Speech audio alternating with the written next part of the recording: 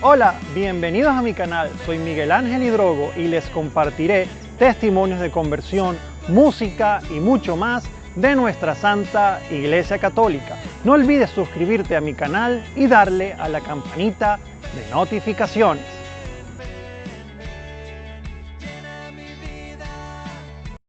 Primero fue protestante sin iglesia, luego descubrió el concepto de tradición hacia la fe plena. Michael Keller habla de su fe en la infancia en Estados Unidos como la reforma protestante llevada al extremo.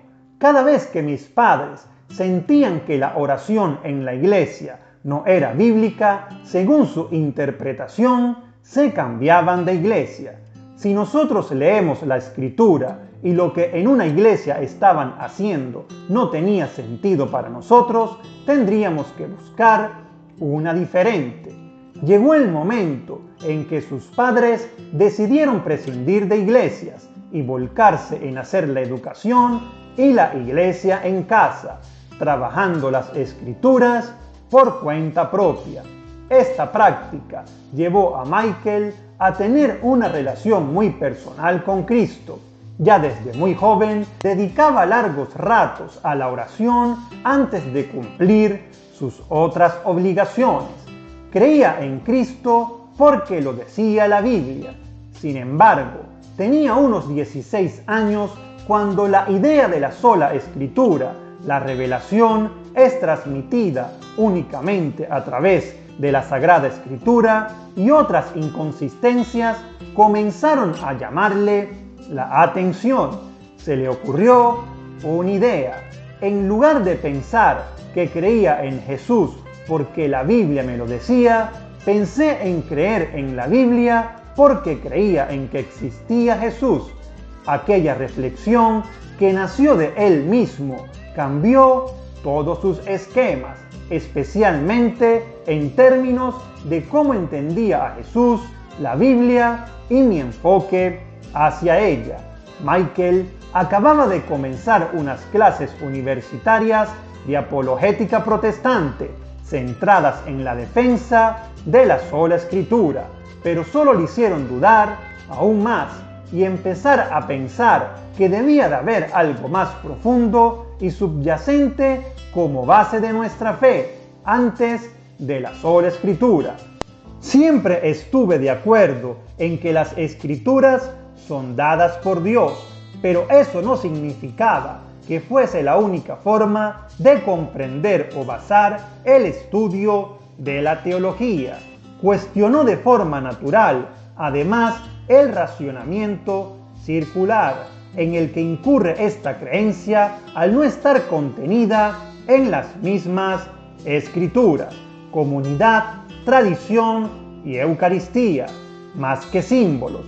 Michael Keller admite que sus dudas se incrementaron al empezar la universidad. Había aspectos que no compartía con la forma en que mis padres manejaban su relación con la iglesia.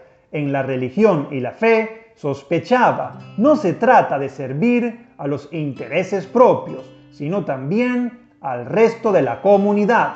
Aquel pensamiento comenzó a tomar forma y Michael decidió acudir regularmente a una iglesia donde se comprometió a ofrecer su ayuda en las necesidades que pudiese tener su nueva comunidad. Sus nuevas inquietudes le llevaron a una pequeña iglesia anglicana donde decidió servir como pianista en las reuniones que tenían lugar en torno a un profesor de su propia universidad. Parecía tener una comprensión diferente de las Escrituras, la fe. Todo tenía más sentido para mí que mi propia educación. Recuerda Michael, por primera vez en esa iglesia anglicana le hablaron del concepto de tradición. Recibí muy bien esta idea. Me ayudó a entender que las Escrituras se encuentran enmarcadas en ella y comprendí que algunas de las cosas que leemos en ellas no se entienden simplemente leyendo, porque existe una tradición más amplia que las contextualiza. Los primeros cristianos iban a misa Las preguntas que perseguían a Michael desde hacía años comenzaron a tener respuestas cuando en clase de historia se sintió empujado hacia la iglesia. Fue en una clase de historia sobre la cristianización del Imperio Romano, leyendo los relatos de San Justino sobre las misas a las que asistían los primeros cristianos, donde quedó impactado.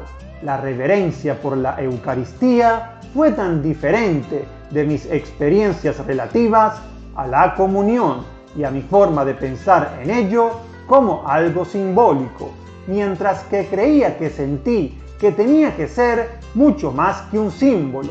Explica.